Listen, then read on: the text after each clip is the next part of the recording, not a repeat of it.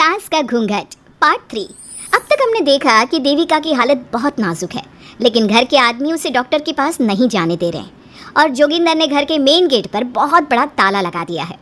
लेकिन देविका की सास विमला पहली बार घूंघट उठाकर समाज के बनाए नियम का उल्लंघन करती है और देविका की जान बचाने की कोशिश में जुट जाती है। मैं भी देखती हूँ मेरी बहू को डॉक्टर के पास जाने से कौन रोकता है। देखो सचिन के बापू, दरवाजे की चाबी दे दो मुझे। तुम्हारा दिमाग ठिकाने पर है, पहले सर पर पल्लू रखो और अंदर जाओ। आज तक मैंने आपका हर गलत फैसला सर झुकाकर स्वीकार कर लिया, लेकिन आज मैं आपकी एक बात नहीं सुनूंगी। मुझे मेरी बहू की किसी भी कीमत पर जान बचानी है। मुझे चाबी दे दीजिए।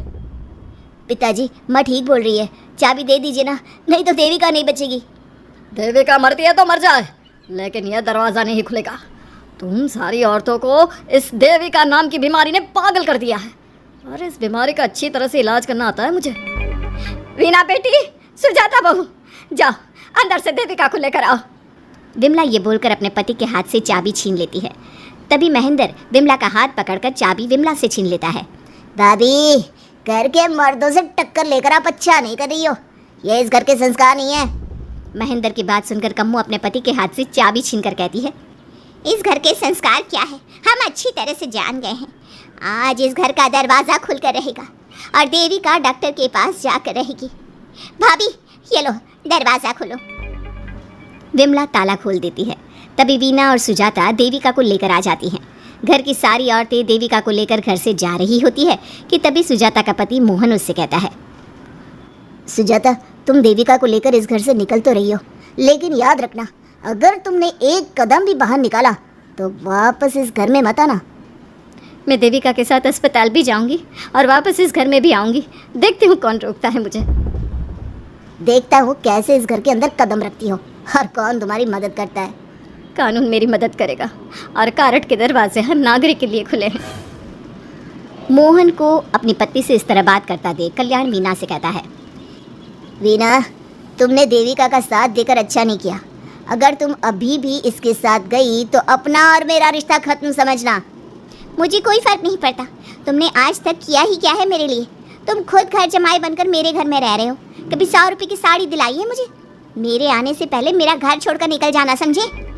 ये बोलकर वीना और घर की सभी औरतें देविका को अपने साथ अस्पताल ले जाती है। वहाँ जाने के बाद डॉक्टर जल्दी से देविका का चेकअप करता है। चेकअप करने के बाद वो गुस्से से कहता है, ये क्या किया है तुमने? क्या हुआ डॉक्टर साहब?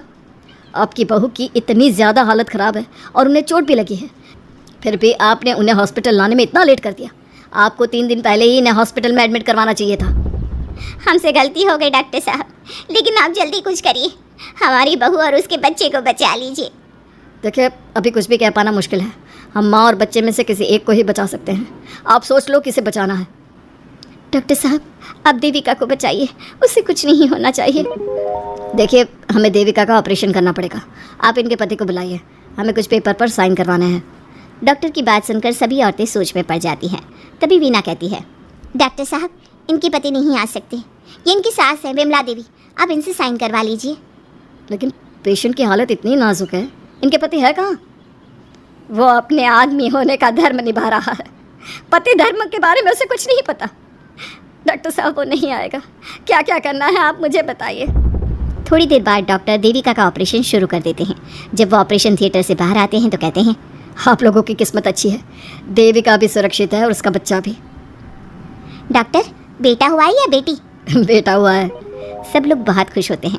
कुछ दिन तक देविका उसी हॉस्पिटल में रहती है और उसके ससुराल की औरतों ने उसका बहुत ध्यान भी रखा। अब देविका कुछ हद तक ठीक हो गई। डॉक्टर ने देविका को घर जाने की इजाज़त दे दी, लेकिन सभी सोच में पड़ गए। हम भाभी को घर ले तो जाएं, लेकिन माँ, आपको घर का माहौल पता है ना, देविका भाभी अभी पूरी तरह से ठीक नहीं हुई, भाभी वहाँ आराम नहीं कर पाएंगी और पता नहीं घर के सारे आदमी हमारे साथ क्या करेंगे। माँ, क्या हम डॉक्टर से बात करके देविका को थोड़े दिन और यहाँ नहीं रख सकते? जब वो पूरी तरह से ठीक हो जाएगी तो उसे यहाँ से ले जाएंगे। ये बात सुनकर विमला सोच में पड़ जाती है। तभी कम्मो कहती है, तुम दोनों ठीक कह रही हो, मैं अभी डॉक्टर से बात कर लेती हूँ। कम्मो डॉक्टर से बात कर लेती है और देविका कुछ दिन में बिल्कुल ठीक हो जाती है। देविका अपने बच्चे को गोद में लिए बाकी औरतों के साथ अपने ससुराल जाती है, लेकिन घर के सभी आदमी उन्हें दरवाजे पर ही रोक देते हैं। खबरदार, तुम में से कोई भी औरत अगर घर के भीतर घुसी, अगर तुम घर में कदम रखोगी तो घर अपवित्र हो जाएगा। घर हमारे कदम रखने से अपवित्र नहीं होगा, बल्कि आपकी गंदी सोच की वजह से घर क्या, अरे पूरा समाज अपवित्र हो रहा है। सुजाता, मैंने मना किया था ना घर से बाहर जाने के लिए। अब एक काम कर, जैसे यहाँ आई है वैसे यहाँ से सीधा अपने मायके लौट जा। क्यों जी, क्यों चली जाऊँ मैं अपने मायके? मैं जब तक चाहूँ यहाँ रह सकती हूँ। अगर आपने मुझे इस घर में आने से रोका तो मैं आपकी पुलिस में शिकायत कर दूँगी। वीना, इन सब की तरह तुम्हारा भी दिमाग खराब हो गया है। अब मैं तुम्हें बिल्कुल बर्दाश्त नहीं करूँगा। तुम्हें ऐसी सज़ा दूंगा कि तुम याद रखोगी। सजा बाद में देना, पहले मेरे घर से बाहर निकलो। खुद पूरी जिंदगी में एक घर नहीं खरीद पाए और मुझे सबक सिखाने की बात बोल रहे हो। देखो वीना, तुम इस घर की बेटी ज़रूर हो, लेकिन कल्याण इस घर में ही रहेगा। उसने बहुत कुछ किया है इस घर के लिए, लेकिन तुम अब यहाँ नहीं रह सकती। क्यों नहीं रह सकती? इस घर पर मेरा उतना ही हक है जितना सचिन का। देश के कानून ने मुझे ये हक दिया है। अगर मैं चाहूँ तो कोर्ट का सहारा लेकर इस जायदाद का आधा हिस्सा ले सकती हूँ। और हाँ कल्याण, तुमसे तलाक भी ले सकती हूँ। वीना, देविका के साथ रह रहकर तुम्हारा दिमाग भी खराब हो गया है। और कम्मो, मैंने तुमसे कितना मना किया, घर से बाहर मत जाओ, देविका की मदद मत करो, लेकिन तुमने मेरी एक नहीं सुनी। अब तुम इस घर से और मेरी ज़िंदगी से चली जाओ। ये कदम उठाकर तुमने बिल्कुल अच्छा नहीं किया। ये कदम तो मुझे उस समय उठाना चाहिए था जब मैं माँ बनने वाली थी। आपके झूठे अहंकार और गलत नियमों की वजह से मैंने अपने 2 बच्चे खो दिए। अगर उस समय मैं दाई अम्मा से इलाज ना कराती और हॉस्पिटल चली जाती तो सचिन के बराबर मेरे भी 2 बेटे होते। सभी पति इस बात पर अड़े हुए थे कि वो अपनी अपनी पत्नियों को घर के अंदर नहीं आने देंगे। देविका बहुत देर तक सबकी बातें सुनती रही। फिर उसने अपने पति से कहा, सचिन, तुम्हारे घर के आदमियों की बात तो मैंने सुन ली, अब तुम बताओ तुम्हारा क्या फैसला है? देविका, मुझे माफ़ कर दो, मैं तुम्हारे लिए कुछ नहीं कर सकता, मैं मजबूर हूँ। मुझे पता था सचिन, तुम्हारा यही जवाब होगा। मुझे अपने आप पर हैरानी है कि मैंने बिना रीढ़ की हड्डी वाले आदमी से प्यार ही क्यों किया, शादी क्यों की। अब मैं आप सबसे बस आखिरी बार पूछ रही हूँ, तुम हमें अंदर आने दे रहे हो या नहीं, या मैं पुलिस को फ़ोन करूँ? देविका, आज तक हमारे गांव में पुलिस ने कभी कदम नहीं रखा और तू हमारे घर के दरवाजे पर पुलिस को लेकर आएगी? तेरी हिम्मत कैसे हुई ये बात करने की? आज तक इन औरतों ने घर से बाहर कदम नहीं निकाला था और 2-4 दिन में तूने इन सबको इनके अधिकार भी याद करा दिए। अब तो तुम बिल्कुल इस घर में नहीं आ सकते। घर की औरतें घर के बाहर खड़ी थी और घर के आदमी घर के दरवाजे पर। उनकी लड़ाई देखकर पूरा गांव इकट्ठा हो गया। देविका को अस्पताल पहुंचाकर घर की औरतों ने काम तो अच्छा किया।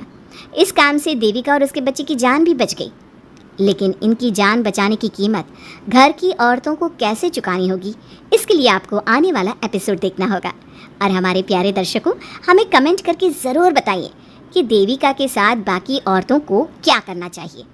क्या उन्हें घर के अंदर जाने के लिए संघर्ष करना चाहिए या फिर वो घर छोड़कर चले जाना चाहिए?